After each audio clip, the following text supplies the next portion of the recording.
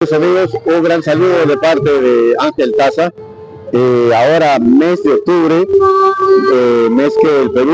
y Lima se viste de un fervor religioso muy fuerte. Nos encontramos aquí en el local donde se levanta la iglesia de las Nazarenas, aquí en Girón, Huancavelica,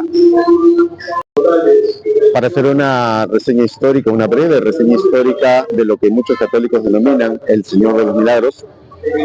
Bueno, podríamos decir que se le llama también el Cristo de Pachacamilla, puesto que nos remontamos a la época virreinal, al siglo XVI, puntualmente al año 1549. Se cuenta que un encomendero tenía encomendado a algunos indios adoradores de la antigua deidad pagana de Pachacamac, allá en la costa de Lima, de ese santuario. Él trajo a los indios que tenía encomendados de esa zona a esta zona acá, que está cercana al Girón Huancavelica, en el centro de Lima, porque acá tenía una hacienda. Cuenta la historia que esos indios, que eran tributarios del dios indígena Pachacamac, al formar una pequeña comunidad, ellos no dejaron sus prácticas idolátricas y siguieron aquí en Lima venerando a su deidad indígena pagana. Cuenta la afamada historiadora prehispánica María Rostrovsky que incluso existe una leyenda que ancestralmente ellos aquí en Pachacamilla también levantaron en un muro, hicieron una pintura de su deidad telúrica, puesto que el dios Pachacamac era conocido por los antiguos indígenas peruanos como el dios de los temblores. Ya un siglo después, en el año 1651, los tributarios y adoradores de la vieja deidad de Pachacamac, esos tributarios y esos adoradores ya habían desaparecido para 1651, y también se cuenta que para el siglo XVII, en los años 1600, comenzaron a llegar del África, de varios países del África, también esclavos en las galetas que traían los conquistadores hispanos. Tanto es así que ya para esos años, el siglo XVII, se comenzó también en esta zona luego a formar hermandades y cofradías de esclavos negros traídos del África. Específicamente aquí en la zona de Pachacamilla, puesto que se le llamó Pachacamilla por los adoradores del dios Pachacamac, que también habitaron esta zona. Esta hermandad, se podría decir, de esclavos que ya habitaban para el siglo XVII, formaron hermandades y cofradías bajo la advocación de sus deidades, de sus santos, puesto que habían abrazado también ya para esa época virreinal la fe católica.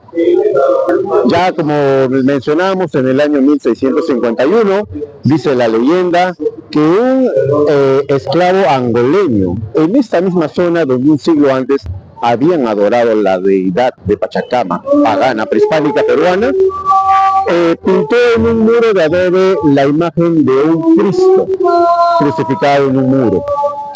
a la cual comenzó la leyenda a atribuirle poderes milagrosos, se podría decir. Ya solamente el hecho de pintar a Cristo crucificado en un muro contradice y va contra las enseñanzas bíblicas, puesto que nosotros podemos apreciar en el libro de Éxodo, capítulo 20, versículos 4 y 5, que dice Dios explícitamente para su pueblo: no te hagas imagen de nada de lo que está en el cielo, en la tierra, ni en las aguas debajo de la tierra, ni tampoco les adores, ni les veneres, ni te inclines a ellas, ni les sirvas, ni les rindas culto, como dice la palabra de Dios, contradiciendo ya para esa época. Tiempo después, en 1555, dice la historia, aconteció un gran terremoto en Lima y Callao, donde se devastaron muchas casas, iglesias y santuarios. Pero todos los muros de esta cofradía de Pachacamilla cayeron, pero el muro donde estaba pintado el Cristo crucificado por ese angoleño, lo había pintado, no cayó, lo cual aumentó el fervor y el fanatismo por esta imagen, ellos atribuyéndole que no se había caído el muro porque este muro era una obra de Dios, lo cual también es una enseñanza y doctrina completamente equivocada de acuerdo a las Escrituras, ya que en la segunda carta a la iglesia de los Corintios, capítulo 11, versículo 14, indica claramente que Satanás es engañoso y que incluso él, Satanás, se puede vestir como un ángel de luz para engañar al pueblo de Dios. Luego de ese mal atribuido acto de Dios, que no se cayó el muro en ese terremoto de 1655, el número de seguidores y devotos de la imagen del Cristo crucificado comenzó a crecer. Comenzaron a atribuirle milagros, sanidades y prodigios, lo cual es completamente contrario a la Biblia, que es la palabra de Dios, en el cual establece por su palabra que Dios no puede manifestar su poder mediante una imagen, ya sea pintada, ya sea de estatua, o de ninguna forma, porque contradeciría su palabra. Pero sí la palabra especifica que Satanás y los demonios pueden y podrían operar milagros y señales y prodigios mediante imágenes, como lo especifica segunda de Tesalonicenses capítulo 2, versículos del 8 al 12. Ya con el devenir del tiempo siguieron rindiéndole culto y haciéndole ceremonias y rituales, pero también cuenta la historia que estos angoleños y africanos rendían culto a la imagen del Cristo pintado, a la vieja usanza de sus ritos ancestrales paganos de su religión africana, con ritos, danzas y cánticos como lo hacían en antaño en su tierra a su dios Sanahari. Por lo tanto, esas reuniones religiosas, entre comillas, al Cristo pintado, terminaban en excesos, en prácticas profanas, por lo cual las autoridades eclesiásticas de ese tiempo y civiles no miraban con buenos ojos sus reuniones. Hasta aquí podemos ver que en este territorio, esta zona llamada Pachacamilla, un rito y culto ancestral que ya se tenía de la antigua deidad pagana de Pachacamac, y un siglo después la religión africana, que también era pagana, traída por los negros angoleños. Por lo tanto, podemos apreciar mediante la historia y el mito este sincretismo religioso que se formó, esta fusión, esta simbiosis entre la cultura pagana,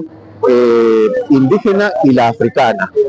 todo para englobar en un disfrazado, digamos, Cristo crucificado, lo cual, como mencionamos hace un momento, a la luz de la Escritura, contradice completamente, puesto que Dios es santo y separado, nunca mezclado con los ídolos, como lo menciona segunda de Corintios capítulo 6, 16, donde qué acuerdo tiene las cosas del templo de Dios con el templo de los ídolos, o el pueblo de Dios con los incrédulos, o la luz con las tinieblas. Por lo tanto, mis queridos hermanos, a la luz de la Escritura, ya existía esto hace mucho tiempo, los escritores de la Biblia lo mencionan,